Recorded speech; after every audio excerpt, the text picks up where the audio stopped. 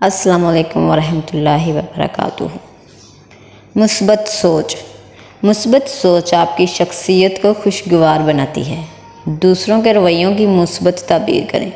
اگر ہم مثبت باتیں سوچیں گے تو ہماری شخصیت خوشگوار ہو جائے گی اور ہم اچھے تعلقات استوار کر سکیں گے۔ اکثر ایسا ہوتا ہے کہ ہم کسی کو فون کرتے ہیں اور وہ موجود نہیں ہوتا، ہم پیغام چھوڑ دیتے ہیں، وہ 2 دن تک ہمیں جوابی کال نہیں کرتا۔ ہمارے ذہن میں پہلا خیال یہ آتا ہے، اسے میری پرواہ ہی نہیں ہے، یا اس نے مجھے نظر انداز کر دیا۔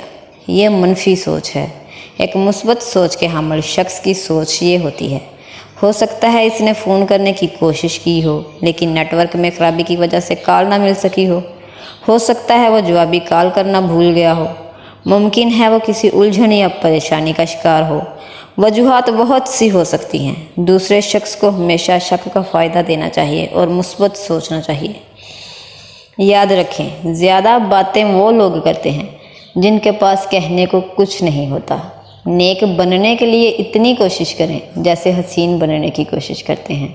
محنت سے بھی آدمی تھک جاتا ہے اور کاہلی سے بھی، مگر محنت کا نتیجہ صحت اور دولت ہے اور کاہلی کا نتیجہ بیماری اور افلاس ہے۔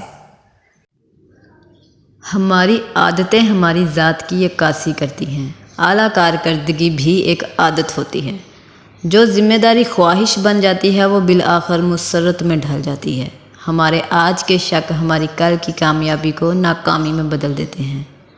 کمزور آدمی بدتمیزی اور ناشائستگی کے ذریعے مضبوطی حاصل کرنا چاہتا ہے۔ عظیم ذہنوں میں خواب ہوتے ہیں اور پست ذہنوں میں خواہشیں۔